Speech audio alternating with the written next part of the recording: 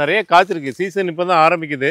இது பச்சை அட்வான்ஸாகவே காய்க்குது. ரெண்டாவது இது 2, 3 சீசன் காய்க்குது. நம்ம வருஷம் ஃபுல்லாகவே காய்ச்சி விட்டுக்கூடிய ஒரு வெரைட்டி இந்த க்ரீன். அந்த மேமி சப்போட்டாவில் விதைச்செடிகள் தான் இவ்வளோ நாளும் வந்துகிட்டு இருந்திருக்கு. ஃபஸ்ட் டைம் பார்த்தீங்கன்னா நம்ம நர்சரிக்கு மேமி சப்போட்டா கிராப்டட் செடி வந்திருக்கு. இந்த கிராப்டட் செடி பார்த்தீங்கன்னா ஒரு 3 வருஷத்தில் காய்க்கிற தன்மையுடையது. இதில் நட்டுருக்க எல்லாமே வெரைட்டி பார்த்தீங்கன்னா இமாம் பசந்த் தான்.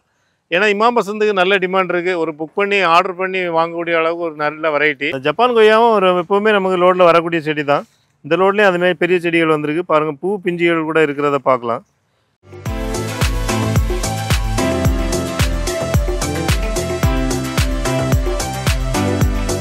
வணக்கம்.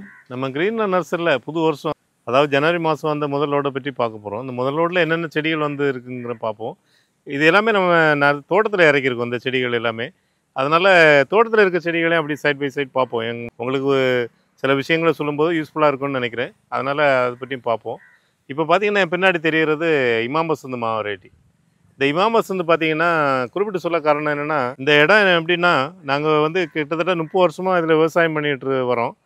கடந்த ஒரு 25 வருஷமாக இதில் விவசாயம் தான் பண்ணோம். நெல் பயிர், மற்றபடி வாழை, இது எல்லாமே பயிர் பண்ணோம். அதெல்லாம் பண்ணும்போது மண் வந்து சிறப்பான மண் கிடையாது. அதுக்கு முன்னாடி ஆரம்ப காலத்தில் சிறப்பான மண் கிடையாது.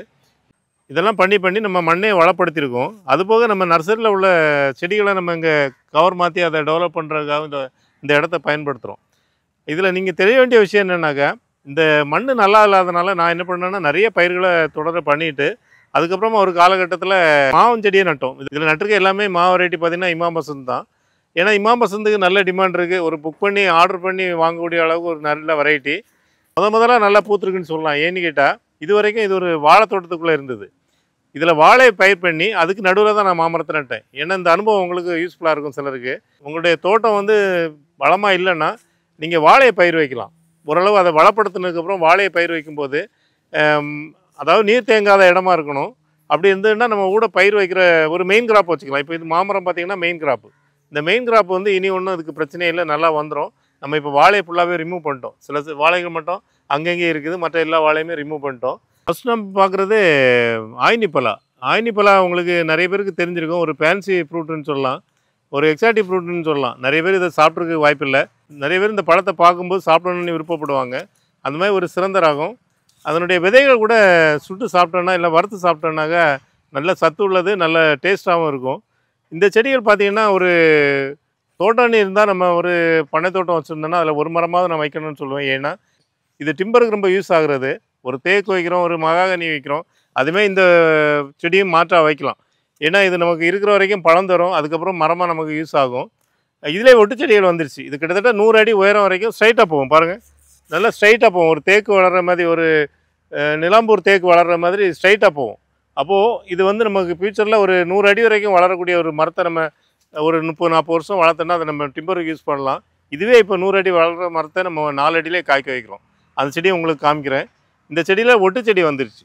ஒட்டு செடிகளை பொறுத்த வரைக்கும் நம்ம 2 அடியிலேருந்து 5 அடி ஹைட் வரைக்கும் சேல்ஸ் பண்ணுறோம். இதெல்லாம் பார்த்திங்கன்னா இன்னும் ஒரு 1 or 2 இயர்ஸில் இது காய்க்கக்கூடிய அளவுக்கு செடிகள் நல்லா மெச்சூரிட்டி ஆகிடுச்சு. இப்போ நம்ம தமிழ்நாட்டை பொறுத்த வரைக்கும், நம்ம ஆயினிப்பலாவை பொறுத்த வரைக்கும் நிறைய செடிகளை சேல்ஸ் பண்ணுறது நம்ம நர்சரியாக தான் இருக்கும். ஏன்னா ஒட்டு செடிகள் நம்மகிட்ட நிறைய ஸ்டாக் இருக்குது. கிட்டத்தட்ட ஒரு 500க்கும் மேற்பட்ட செடிகள் நம்ம ஆயினிப்பலாவை வச்சுருக்கோம். ஏன்னா இதை நம்ம ஒரு அழிஞ்சிட்டு வரக்கூடிய வெரைட்டின்னு சொல்லலாம். ஏன்னா இதை பெரிய மரத்தில் ஏறி பறிக்கிறது கஷ்டமாக இருக்கிறதுனால நிறைய பேர் புதுசாக இதை யாரும் நடவு செய்யலை. புதுசாக நடவு செய்கிறது குறைஞ்சிட்டு வருது. அதனால் நம்ம ஒட்டு செடிகளாக இப்போ உற்பத்தி பண்ணி விற்கிறதுனால இந்த செடிகள் நம்ம அழியாமல் பார்க்கலான்னு நம்பிக்கை இருக்குது. இந்த செடிகள் பார்த்திங்கன்னா நல்லா மெச்சூரிட்டியான செடிகளாகவே இருக்குது. ஆயினிப்பலாவை பொறுத்த வரைக்கும் ஒட்டு செடிகள் இதுமாதிரி தான் வளரும். லாஸ்ட் இயர் இதில் வந்து ஆண் பூக்கள் வந்தது. இந்த வருஷம் பெண் பூக்களும் ஆண் பூக்களுமே வரவங்கன்னு எதிர்பார்க்குறேன். இப்போ தான் செடி நல்லா க்ரோத்தாக இருக்குது பார்க்குறேன். நீங்கள் செடி நல்லா வளர்ந்துருக்க பார்க்கலாம். இதுவே கொடை மாதிரி ஒரு ஷேப்பில் வரும். ஒரு நம்ம தரையிலேருந்தே இதனுடைய பழங்களை பறிக்கலாம். ஒரு ஆச்சரியமான விஷயம் தானே இது. 100 அடி வளர்கிற மரத்தை நம்ம இந்த மாதிரி தரையிலேருந்து பறிக்கிற அளவுக்கு ஒரு மாற்றம் உண்டு பண்ணியிருக்கோன்னா அது நம்ம எல்லாருக்கும் அது ஒரு பயனுள்ள விஷயந்தான். இந்த மாதிரி ஒரு சின்ன செடியிலே காய்க்கிறதுனால மாடி தோட்டத்தில் இந்த செடிகளை வளர்க்கலாம். ஆனால் பழங்களுடைய எண்ணிக்கை கம்மியாக இருக்கும் மாடியில் வளர்க்கும்போது. தரையில் வளர்க்கும்போது நமக்கு தேவையான அளவு நிறைய பழங்களே இது கிடைக்கும். அடுத்து நம்ம பார்க்குறது சோனியாங்கிற ஒரு வெரைட்டி. இது வந்து ஒரு வட இந்திய வெரைட்டி. அதாவது நம்ம களப்பாடி மாதிரி மாடி தோட்டத்துக்கு ஏற்றராகும். ரொம்ப குட்டையாக தான் வளரும். சின்ன செடியிலே நீங்கள் பூ வந்திருக்க பார்க்கலாம். இது வந்து ஒரு எக்ஸாட்டிக் வெரைட்டி தான். இப்போ பெரும்பாலும் நிறைய இடங்கள் அந்த செடிகள் கிடைக்கிறதில்ல. மாடி தோட்டத்தில் வளர்க்குறதுக்கு ரொம்ப ஒரு சிறப்பான ரகம். பழங்கள் வந்து ஒரு 300 கிராம் வெயிட் வரும். இதுவும் வந்து ஒரு நாட்டு ரகம் தான். ஒரு விவசாயிகிட்ட இருந்து அதனுடைய குணாதிசயம் நல்லாயிருக்கும். அந்த விவசாயி அதை டெவலப் பண்ணி இப்போ சேல்ஸ் பண்ணிகிட்டு இருக்காங்க. அதில் உள்ள செடிகள் தான் இந்த செடிகளும். ரொம்ப மாடித்தோட்டத்துக்கு ரொம்ப ஏற்ற ரகம். அடுத்து நம்ம பார்க்குறது மேமி சப்போட்டா. இந்த மேமி சப்போட்டாவில் விதைச்செடிகள் தான் இவ்வளோ நாளும் வந்துகிட்டு இருந்திருக்கு. ஃபஸ்ட் டைம் பார்த்தீங்கன்னா நம்ம நர்சரிக்கு மேமி சப்போட்டா கிராப்டட் செடி வந்திருக்கு. இந்த கிராப்டட் செடி பார்த்தீங்கன்னா ஒரு 3 வருஷத்தில் காய்க்கிற தன்மையுடையது. இந்த பழத்தினுடைய தன்மை என்னென்னா, ஒரு சப்போட்டா பழனுடைய வடிவத்தில் இருந்தாலும் ஆனால் டேஸ்ட்டும் அதேமாதிரி தான் இருக்கும். ஆனால் பழம் வந்து பார்த்தீங்கன்னா ஒரு 300-400 கிராம் வெயிட் வர அளவுக்கு பெரிய சைஸ் வரும். ஒரு தேங்காய் அளவுக்கு, ஒரு சின்ன தேங்காய் அளவுக்கு வரும். எல்லாருமே விரும்பி சாப்பிட்ற ஒரு ரகமாக இருக்கும். நிறைய சத்துக்கள், சப்போட்டாவில் என்ன சத்துக்கள் இருக்கோ அது எல்லாமே இந்த சப்போட்டாலையும் இருக்குது. பெரிய மரமாக வளரக்கூடியது. ஆக்சுவலாக விதை மூலம் வந்துன்னா பெரிய மரமாக வளருது. நம்ம ஒட்டு செடிங்கிறதுனால மாடி தோட்டத்தில் கூட நம்ம வச்சு இதை வளர்க்க முடியும். ஒரு நல்ல வெரைட்டி ஃபஸ்ட் டைம் நம்ம நர்சரிக்கு வந்திருக்கு. அடுத்து நம்ம பார்க்குறது வாட்டர் ஆப்பிள். ரெண்டா செடி காமிக்கிறேன்னு சொல்லி மரத்தை காமிக்கலான்னு நினைக்காதீங்க. நான் இப்போ நிறைய காய்ச்சிருக்கு. சீசன் இப்போ தான் ஆரம்பிக்குது.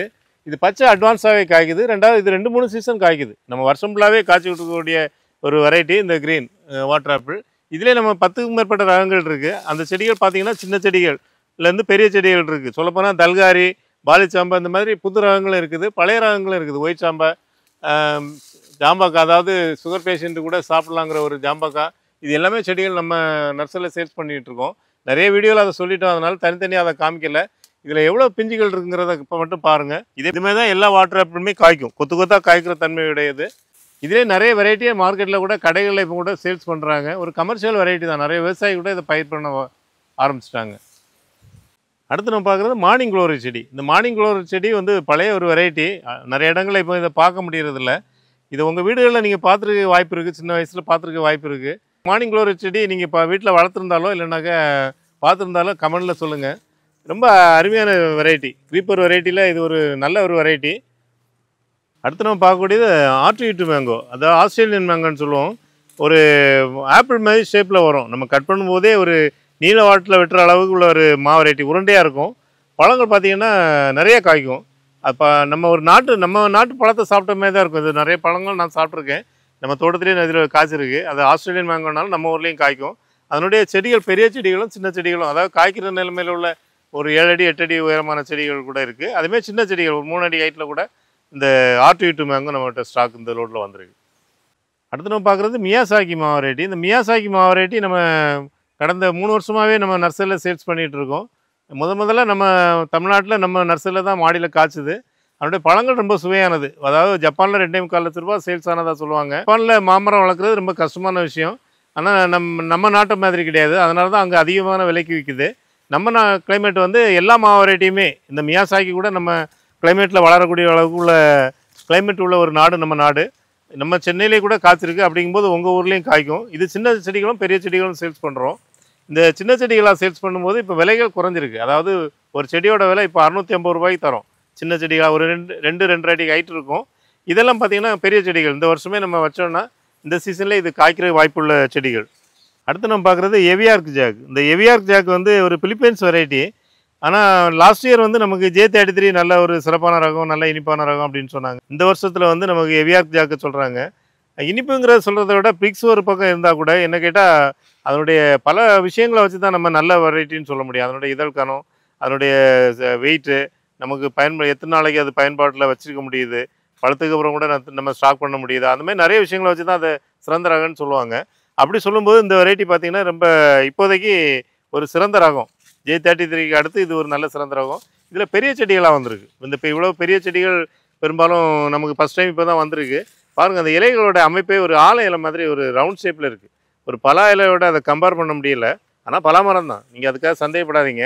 ஒரு பலா வெரைட்டி தான். ஆனால் இலை வந்து வித்தியாசமான தோட்டத்தில் இருக்குது. இந்த பலாவை பொறுத்த வரைக்கும் நம்ம பலா வாழை இப்போ மாங்கன்ற பொறுத்த வரைக்கும் நம்ம 100க்கு மேற்பட்ட ரகங்களை சேல்ஸ் பண்ணுறோம். பலாவை பொறுத்த வரைக்கும் ஒரு 20க்கு மேற்பட்ட ரகங்களை சேல்ஸ் பண்ணுறோம். எல்லா ரகங்களையுமே நம்ம இந்த வீடியோவில் சொல்ல முடியாது.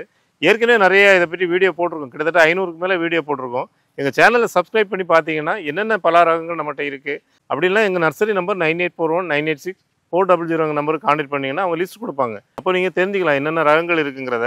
இது வந்து சின்ன செடிகளும் பெரிய செடிகளுமே இருக்குது. பெரிய செடிகள்லாம் ஒரு 2 இயர்ஸில் காய்க்கிற மாதிரி செடிகள், இதெல்லாம் ஒரு 3 இயர்ஸில் காய்க்கும் சின்ன செடிகள். அந்த மாதிரி ஒரு நல்ல ஒரு தரமான செடிகளாக இருக்குது. அதுமாதிரி பார்த்தீங்கன்னா பீட்ரூட் கொய்யா. இந்த பீட்ரூட் கொய்யாவும் நல்ல ஒரு வெரைட்டி. அதாவது கொய்யாப்பழ வெரைட்டிலே ஒரு ரொம்ப வித்தியாசமான சுவையை கொடுக்கக்கூடிய வெரைட்டி. இதுவும் நல்ல தரமான செடிகளா பாருங்கள். எல்லாமே பூ பிஞ்சு வந்து பழங்களும் வந்து வந்த செடிகள் தான் இது எல்லாமே. இதுவும் ஒரு 5 அடி ஹைட்டில் இருக்குது. இதெல்லாம் நம்ம வச்சோம்னாக்க வர சீசன்லேயே காய்க்கிறதுக்கு அலோவ் பண்ணலாம். அந்தளவு தரமான செடிகள் கூட இப்போ சேல்ஸ் பண்ணுறோம். அதுமாதிரி பலாவில் பார்த்தீங்கன்னா இன்னொரு வெரைட்டி ருத்ராட்சம். ருத்ராட்சம் பலாவில் இது வந்து மஞ்சள், அதாவது இதுலேயே ரெட் கலர் கூட இருக்குது. இது ஒரு ரேர் வெரைட்டி தான். அதாவது கேரளாவிலேருந்து நமக்கு இந்த செடிகள் வந்திருக்கு. ஒருத்தர் வீட்டில் வச்சு வளர்த்து அதில் அந்த பழங்கள் வந்து அவருடைய செடியிலேருந்து உற்பத்தி பண்ணது. இந்த செடிகள் கிட்டத்தட்ட நம்ம 2 வருஷமாக சேல்ஸ் பண்ணுறோம். பழங்கள் ஒரு ஒரு சின்ன சைஸாக தான், ஒரு பால் ஷேப்பில் வரும். ஒரு ருத்ராட்சத்தினுடைய வடிவம் இருக்கும். ஒரு 3 கிலோ வெயிட் வர்ற மாதிரி, 3-4 கிலோ வெயிட் வர்ற மாதிரி இருக்கும். பழங்கள் நல்லா சுவையாக இருக்கும். இந்த செடிகளும் நமக்கு தரமான செடிகளாக 3 அடிக்கு மேலே உள்ள ஹைட் உள்ள செடிகள் இருக்குது. அடுத்து நம்ம பார்க்குறது ஜப்பான் கொய்யா. அந்த ஜப்பான் கொய்யாவும் ஒரு எப்போவுமே நமக்கு லோடில் வரக்கூடிய செடி தான்.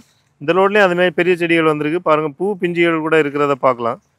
இது வந்து ஒரு பெரிய செடிகளும் இருக்குது, சின்ன செடிகளும் இருக்குது. அதாவது நம்ம தைவான் கொய்யாவை விட நம்ம ஃபஸ்ட்டு பார்த்த செடியை விட இது இனிப்பு அதிகமாக இருக்கும். அந்த உள்ள ப்ளஸ் வந்து ரெட் கலர் வந்து கொஞ்சம் அதிகமாக இருக்கும். டைமண்ட், அதாவது ஒரு தங்கத்தினுடைய மதிப்பை விட அதிகமான மதிப்புள்ள ஒரு கொய்யா வெரைட்டி சொல்கிறாங்க. இது பெரிய செடிகளாகவே இந்த முறை வந்திருக்கு நமக்கு. இந்த வீடியோவில் நம்ம ஜனவரி மாதம் வந்த லோடில் என்னென்ன செடிகள் வந்துன்னு பார்த்தோம். அது மட்டும் இல்லை, அந்த செடிகள் காய்ச்சி அதனுடைய பழங்கள் எப்படி இருக்கும், காய்கள் எப்படி இருக்குங்கிறதையும் நம்ம பார்த்தோம். இதில் உங்களுக்கு ஏதாவது சந்தேகம் இருந்தாலும், இந்த மாதிரி செடிகள் ஏதாவது தேவைப்பட்டாலும் எங்கள் நர்சரி நம்பர் 9841-986-400 நம்பர் கான்டெக்ட் பண்ணுங்கள். எங்கள் நர்சரி வந்து செங்கல்பட்டு மாவட்டம் கூடுவாஞ்சேரியில் இருக்குது, சென்னைக்கு பக்கத்தில். நீங்கள் சென்னைக்கு வரதா இருந்தால் நீங்கள் நேரடியாக வந்து கூட செடிகளை வாங்கி பயன்பெறுமாறு அன்புடன் கேட்டுக்கொள்கிறேன். நன்றி, வணக்கம்.